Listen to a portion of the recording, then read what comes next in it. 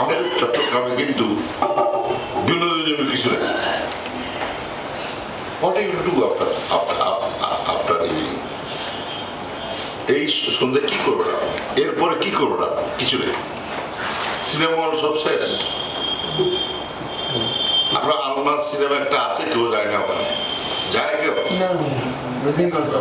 আমরা দেখতে যখন আপনার ওই যে ওখানে ওই চোরপুরিকে নিচে একটা সিনেমা হল এটাই ছিল। সিনেমা বেশি পরীক্ষায় ওই এগুলোর পরীক্ষায় যেমন ক্লাস পরীক্ষা এগুলোর পরীক্ষা ডল ডল লাগতো, তো ডলার যাবে নাই সিনেমা দেখতো। এখন তো কোনো সিনেমা হল নেই, হ্যাঁ, বিনোদনের কোনো সেন্টার নেই। তবে সেই জন্য এখন ওই ওখানে সকালে 8 পার করছে। আমাদের হাজির সুন্দর একটা প্ল্যান দিচ্ছে এবং আমার মনে হয় সেটা আমরা অ্যাকসেপ্ট করবো এবং সেখানে আমরা আমরা সিনোপ্লেক্স করতেছি। এখানে আলমাসের দিনার 2টা হল আছে, 2টা হলে সিনোপ্লেক্স করে দেবে। আর যে আউটলেট গুলো আছে এগুলো মডার্নাইজ করে দেবে। মডার্ন একটা জিনিস হবে, মানুষ গিয়ে রিয়েলি দেখেন ফিল এবং লেটেস্ট মুভিগুলো তারা দেখতে পারে। চিরতরে পানিশ যেন আর না উঠে এবং পানির যে সমস্যা এখানে পত্রপত্রিকা আমরা দেখছি এবং এটা যেন না হয় সেই জন্য একটা বৃহৎ পরিকল্পনা আমরা গ্রহণ করতেছি এবং যার অঙ্কের আয়তন হবে মোর দেন 6,000 crores, 6,000 কোটি টাকার উপরে আপনার এটা খরচ। টাকার বিষয় হলো যে চট্টগ্রামকে বাঁচাতে হবে, চট্টগ্রামের লোকদের আপনার যে সমস্যা আছে এই সমস্যা দূর করতে হবে। আমরা জানেন কিছুদিন আগে আমরা আমাদের যে ফ্লাইওভারটা হচ্ছে এখন ডাক্তার ফ্লাইওভার, এরপরে আমরা একটা ফ্লাইওভার টোটাল আপনার এয়ারপোর্ট পর্যন্ত চলে যাবে এবং এটা করা হচ্ছে এই জন্য যে কি যে ভবিষ্যৎ পরিকল্পনা নেই। আপনারা জানেন যে অনেকে আপনারা এই করছে যে আমাদের চট্টগ্রামে এসে অনেক সরকার প্রধান এসে বলছে যে কর্ণফুলীর টাকা তারা করবে। প্রত্যেকটা সরকার প্রধান করছে, কোনো সরকার প্রধান নাই যে বলে নাই, কিন্তু কেউ এখনো করতে পারেনি। আমরা শুরু করছি, we have started it and we will finish it ইনশাআল্লাহ। এবং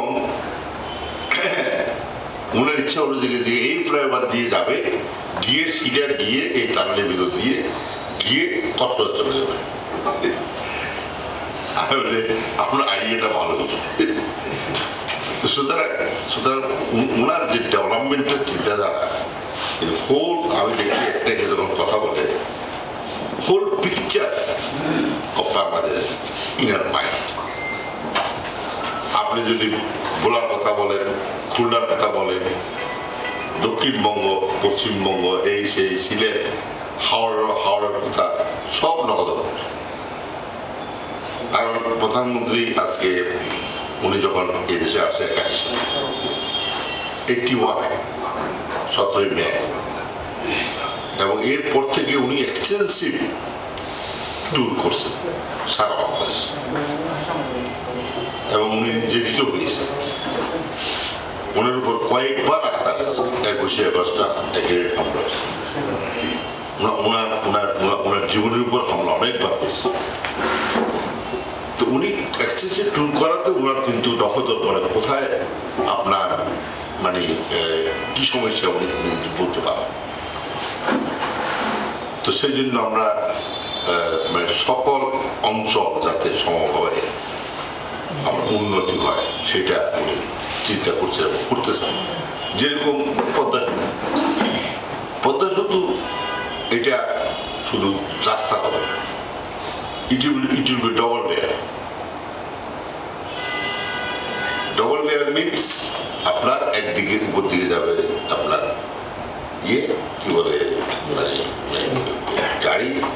আর নিচে যাবেন রেড লাইন, ট্রেন যাবে এবং এই ট্রেন কোথায় যাবে? দক্ষিণবঙ্গ কানেকশন। এবং এইটার অঙ্ক কত? এটা আমরা পাস করছি আমরা একটা 35,000 crores, মানে it will be whole with Dakshinbanga will be connected with railway। এবং ঢাকা চট্টগ্রামও আমরা উন্নত করতেছি রেল লাইন, যাতে করে দ্রুত আমাদের চট্টগ্রাম পাশে ঢাকা চট্টগ্রাম ভ্রমণ করতে পারে। এবং ঢাকা চট্টগ্রামের আমরা 4 lanes অলরেডি হয়ে গেছে, আমরা 4-5 ঘন্টায় পৌঁছতে পারি। আমরা 2 ঘন্টা যেন যেতে পারেন বাই রোড, সেই ব্যবস্থা ইনশাআল্লাহ করা হচ্ছে। সেটা হচ্ছে কি, ঢাকাটা হচ্ছে এরকম এলিভেটেড এক্সপ্রেস। আমরা বাংলাদেশ আপনার এমন একটা পর্যায়ে গেছে, অনেক আপনার গাড়ি এবং অনেক কিছু অনেক বেড়ে গেছে। তো সুতরাং এগুলোর জন্য এগুলি প্রয়োজনীয়তা আছে। আমি আপনাদের আবাসনের কথা বলছেন, আমি আসলে আবাসনের ক্ষেত্রে মানে প্রধানমন্ত্রীর সাথে অনেক আলাপ করছি। এই যে বস্তি বাজারের কথা বললাম, আমি একটা প্রেজেন্টেশন ওনাকে দিয়েছি। আমি চট্টগ্রামে ঢাকাতে যেসব বস্তি আছে, আমরা কেননা এই বস্তিবাসীদের ভালো একটা অবস্থান করি, সেটা হলো কি, আমি অলরেডি অ্যানিমেশন দেখাচ্ছি এবং কাজও শুরু করে দিচ্ছি। অলরেডি আমি অ্যাবাউট 1000 পরিবারকে উঠাবার জন্য ব্যবস্থা করতেছি এবং পর্যায়ক্রমে আমি ঢাকার প্রায় 10,000 বস্তিকে আমি ফ্ল্যাট উঠাবো। এটা একটা মনে হচ্ছে যে স্বপ্নের মতো। কিভাবে থাকে, কোথায় উঠাবো, আপনার চিন্তা করতেছেন না? হ্যাঁ, অনেক এনজিও কাজ করে, অনেক আপনার হাতের ইন্টেলেকচুয়াল এদের জন্য চিলেদিলি করে, অনেক ইন্টেলেকচুয়াল আমাদের জন্য আপনার কোর্টে যায়, হ্যাঁ, মানে মায়া কান্না করে, যারা ঈদে ছাড়ো 1 পয়সা খেতে যায়। এখন আমি বললাম দেখি যে মানে প্রধানমন্ত্রী, আমি এই ভুল করবো, আমি একটা এনিমেশন দিয়ে ওনাকে দেখালাম। And she was very pleased. কথা শুরু করে, আরে মায়ের মধ্যে আপনার থেকে আমি টাকা নেব, আমার টাকা নেব, মানে জাতীয় গৃহণ করতে যে টাকা আছে সেটা নিয়ে নেব। এবং আমি 1000 অ্যাপার্টমেন্ট, আমি 1000 পরিবার তুলবো। আপনি একটা চিন্তা করেন সাংবাদিক ভাই, 1000 একটা পরিবার, একটা অ্যাপার্টমেন্ট যদি করি 600 স্কোয়ার ফিটের, আমি 3টে বেডরুম, 2টা বেডরুম, 1 ড্রয়িং রুম। তো ড্রয়িং রুম কি তারা ব্যবহার করবে? ওখানে তারা 2 জন লোক থাকবে, আর 2 বেডরুমে 2 জন থাকবে, কত? 6 জন। আমরা ডিজাইন এমনভাবে করছি যে টয়লেট আলাদা, হ্যাঁ, বাথরুম আলাদা, আবার বেসিন আলাদা, 3 জনের সাথে ইউজ করতে হবে, ইন্ডিভিজুয়াল পাকঘর একটা, এবং বারান্দা আছে, এবং এটা 14 তলা 16 তলা। তাদেরকে লিফট উঠাবো, এবং লিফট এবং generator everything will be controlled by national housing authority. তো কিভাবে থাকবে তারা, হাউ দে উইল লিভ? আমার এই হলো যে তারা ভাড়া ভিত্তিক থাকবে, তারা ভাড়া ভিত্তিক থাকবে। এখন তারা থাকছে না ভাড়া ভিত্তিক, তারা ভাড়া ভিত্তিক থাকে। তারা শুধু ভাড়া নয়, তারা মস্তান ফি দিচ্ছে, মস্তান ফি, পুলিশ ফি, তারপরে আপনার অবৈধ বিদ্যুৎ আনতে গেলে টাকা দিতে হয়, অবৈধ পানি আনতে গেলে টাকা দিতে হয়, সবকিছু।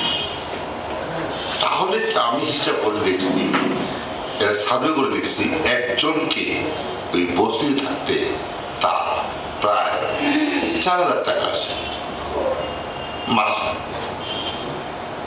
3 থেকে 4,000 টাকা আসে।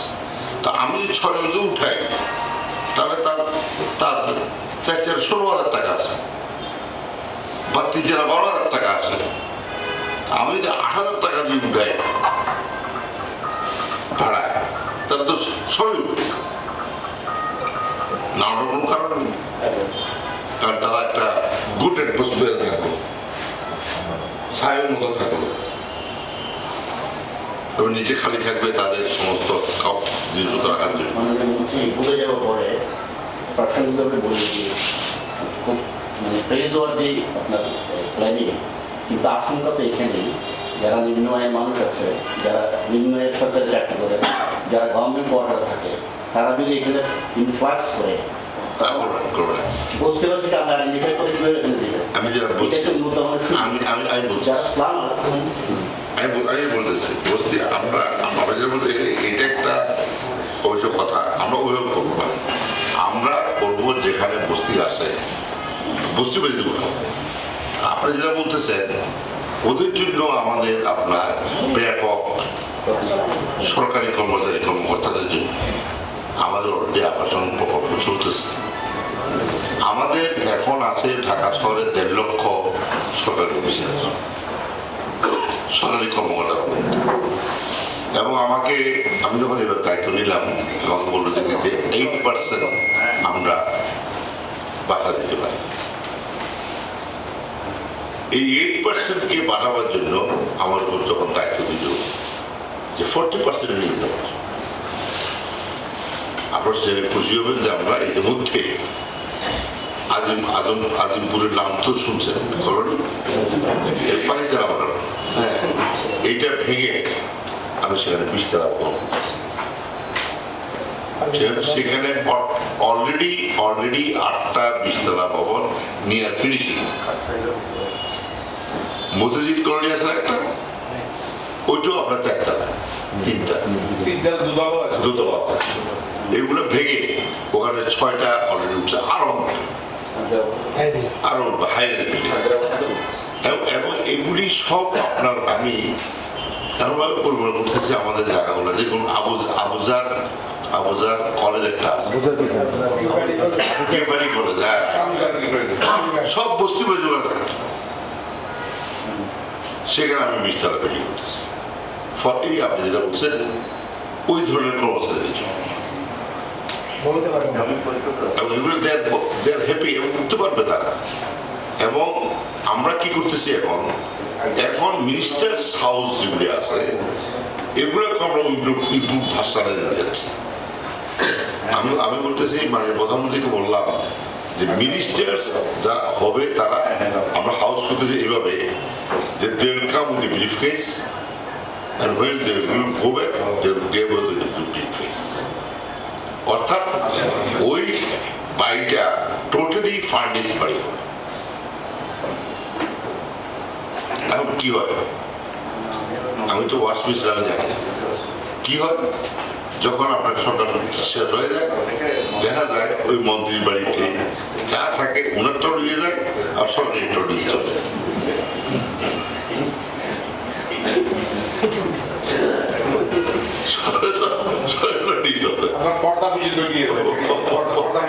পরে আবার যখন নতুন মন্ত্রী হয় তখন আবার খরচ আবার করতে হয়। আমরা বললাম যে এটা তো ঠিক না, হ্যাঁ, ডবল খরচ হচ্ছে, তো এখন আর কিছু দিতে হবে না, আপনি মন্ত্রী হয়েছেন আপনি খালি ব্রিফকেস দিয়ে আমার সব ওখানে যাওয়ার সময় ব্রিফকেস দিয়ে দিতে হবে, আপনি দিতে পারবেন না। তো ওখানে ওর কিছুই নেই। সুতরাং আমরা ওইভাবে কিছু প্ল্যান করতেছি। জাম্বুরি মাঠে আমাদের যে পার্কটা প্রায় সমাপ্তির পথে, এবং আমরা সেখানে সেটা আমরা উদ্বোধন করবো।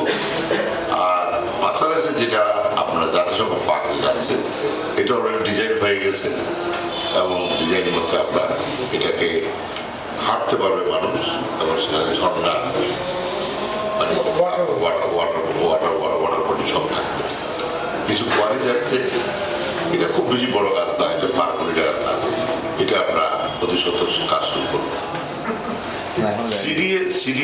সিডিএকে আমরা চেষ্টা করতেছি। আমি বলছি যে এই যারা এবার থেকে তারা মানে যারা সজাগ হয়। আপনাদের যে সমস্যার কথা বলছেন যে একটা এই হলকে আপনার একটা আধুনিক ইয়ে করার জন্য মানে রিনোভেট করে আপনারা একটা ইন্টেরিয়ার যা যা টাকা লাগে এটা আমি একটা মানে স্পন্সর ঠিক করে করে দিই। 60 থেকে 70 টাকা লাগবে তো ঠিক আছে, একটা হয়ে যাবে। আমি সেই জন্য বললাম যে আমি প্রথম দিকে এক থেকে আমি যে আমাদের সুইচ ট্রিটমেন্ট দরকার। এবার আসলে যদি এই যে ইয়েতে উনি সেটা ওয়াদা দিয়েছেন যে ওয়াটার ট্রিটমেন্ট হ্যাঁ সুইচ ট্রিটমেন্ট পদক্ষেপ করার জন্য, এইটা ছাড়া কোনো সব বাঁচতে পারে না। আপনাকে নিজস্ব সুইচ সিস্টেম থাকতে হবে, আর না হলে সেন্ট্রালি সুইচ। নিউ ইয়র্ক শহরে সুইচ ট্রিটমেন্ট আমরা নিউ ইয়র্ক শহর থেকে অনেক দূর, পাইপলাইনের মাধ্যমে অল দ্য সুইচ তারা শেয়ার হয়ে গেছে। আবার নতুন কিছু বের হয়েছে, you can have your own sewage small treatment তা পাওয়া যায়, যেটা কক্সবাজার অল দ্য হোটেলস যেগুলো হয়েছে কারো সুইচ ট্রিটমেন্ট নেই। আর আপনার নতুন আমরা ওখানে অর্থটি করছি, ওরা এখনো কিছু করতে পারে, ওখানে পৌরসভা কিছু করতে পারে। কোথা যায় তাহলে এই সুইচ এই আপনার হিউম্যান বর্জ্য কোথায় যাচ্ছে? সব সাগরে or somewhere else, Bakkali river, Bakkali দোষ লাগাবে।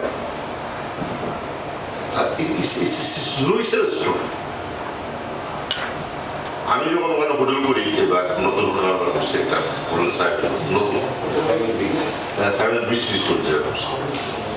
আমি একজন ইঞ্জিনিয়ার, আমি বললাম দেখি না এই হোটেলের সুইচ সাগরে বা অন্যখানে যাওয়া কোনো প্রয়োজন। এখন নতুন বের হয়েছে আমি যদি 250 কোটি টাকা দিয়ে একটা হোটেল করি, তা আমি কি আপনার 1-1.5 কোটি টাকা দিয়ে একটা সুইচ ট্রিটমেন্ট কিনতে পারি না? আমি আমার ওখানে বলেছি অনেক লোক গিয়ে দেখে আসবে, ওরা আবার কি বেরো দেখে, আবার লাইটে পানিও দেখে, আবার শুনে দেখে কি করবো হবে। সেই পানি দিয়ে আমি এখন গার্ডেনিং করি, সেই পানি দিয়ে আমি কার বাস করি স্ট্রিটে ট্রিটমেন্ট প্ল্যান্ট আছে। এটা ইচ্ছা থাকলেও ধরেন রমনা পাক আমি হাঁটি, আমি যখন প্রথম হাঁটি আমি হাঁটি দেখলাম যে একদিন আমার কাছে সকালবেলা দেখেছি পায়া আছে, এই ছাগলের পায়া সাথে একবারে গরম পায়া আর সাথে করোনা না হয়তো খান এগুলো আমরা আনছি। কি আমরা কি করতেছি এটা?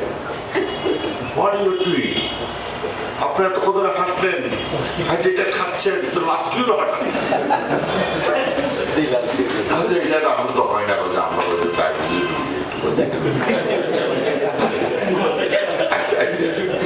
কুত্তো আছে বলছে। তা বলছে যে ছাদি গেলে আবার আমরা ইয়ার খাওয়া গেলে তো ইয়ার খানের রূপে সম্ভাবনা থাকে।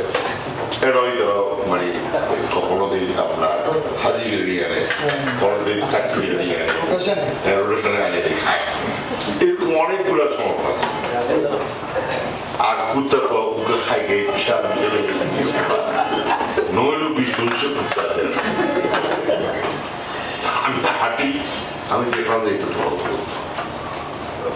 তা আমি কি করলাম, এটাকে আমি বন্ধ করে দিলাম এবং বন্ধ করেছি। একদিন দেখি এরকম ডেক্সি নিয়ে 2 মহিলা ট্যাক্সি ধরে ঘুরতেছে ওদের সেখানে নিয়ে যাওয়ার জন্য, আর পিছনে পিছনে 12টা কুত্তা দৌড়াচ্ছে। এখন রণপাতে যান, দেখবেন পরিষ্কার, আপনার কুত্তাগুলো সব শুকিয়ে হাঁটি হয়ে গেছে। হ্যাঁ, কাকের আওয়াজ কম পাওয়া যাবে, শালিকের আওয়াজ বেশি পাওয়া যাবে। হ্যাঁ, এখন নাই। আর আর মানুষের বাড়ি আমাদের অভ্যাস, আমরা কি করি, এই যে টিসু বাবা দিই, ফেলা দিই, কিছু খাই, পালা দিই। আমি হাঁটতেছি, একদিন দেখলাম একটা মোল্লা টুপি আছে, তারপর নমাজ সময়টা আছে, তাড়াতাড়ি খাচ্ছে, এগুলো খাইলে একটা ফোনটা ফেলা দিল, ধরলাম। আচ্ছা ভাই, এটা কি করলে রাখতে, এটা কি বুঝে দিচ্ছে? আমি ভেরি সরি, আমি আর করবো না, আমার ফিরে গেছি। আমি বলছি আপনার তো মনোভাব শিক্ষিত এবং আল্লাহ রসুলের ভক্ত মনোভাব। আপনি আপনি কোরআনে কি লেখা আছে? পরিষ্কার পরিচ্ছন্নতা ইমানের হবে। এটা কি করলেন আপনি? আমি আর কি করলে করবো? এইরকম এখন আমি জানছি, দুইটা লোক আমার সার্বক্ষণিক থাকে, শুধু কাগজ তোলা তো, বাদাম খায় ফেলে, হলুদি ফেলে।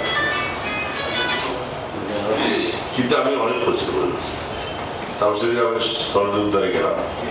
শরদ উদ্যানে আপনার আমাদের যে ক্লাসটা, তার পাশে একটা পানির টাইল আছে, বাঙালি চরিত্রের কথা বলছে, পানির একটা হরিণ আছে, এত সুন্দরভাবে করছে।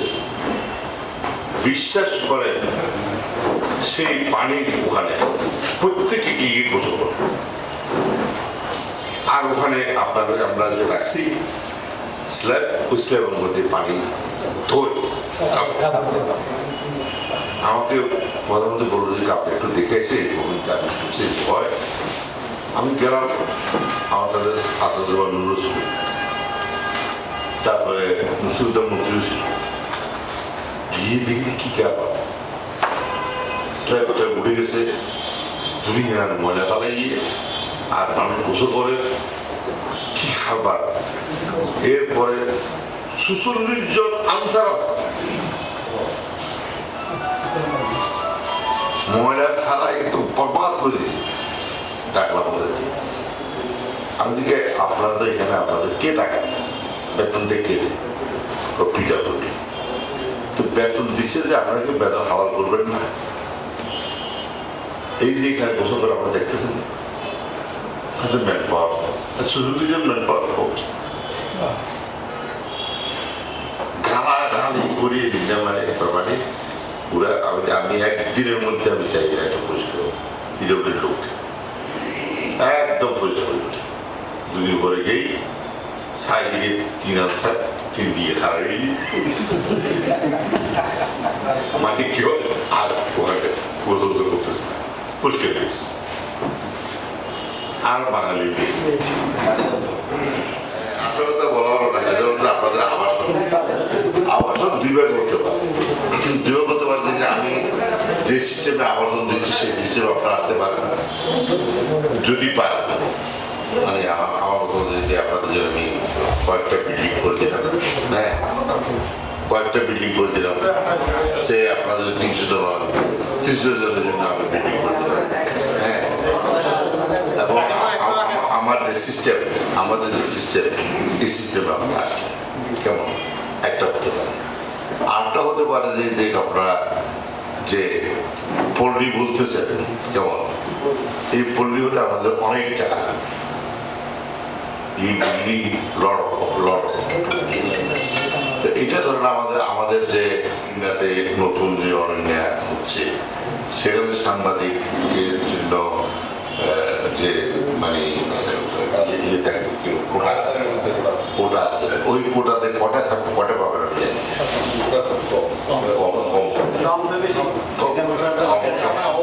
ওখানে আলাদা একটা পড়তে হবে, বিশাল জায়গা এখন যেটা দিচ্ছে না, ওখানে আমরা পল্লী করতে পারেন, কিন্তু ওই পল্লী করে ধরেন আমি যেটা মনে করি যে আধুনিক আবাসিক এলাকা যেটা হয় আমি আমি একটা কাজ করি। আমি একটা কাজ করি আপনাদের জন্য আপনারা how much square feet you need? At the maximum 2,000. At the maximum 2,000, at least 1,500. Corona থেকে বিশেষ বলে একটা মোটামুটি Either is good to both.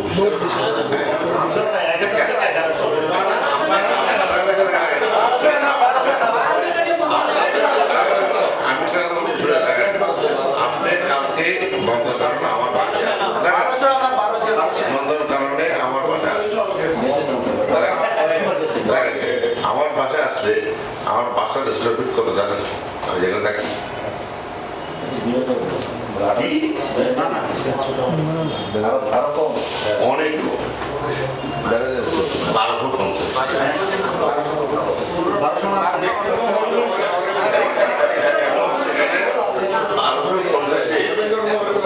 1250 তিনটা বেডরুম হ্যাঁ একটা ড্রয়িং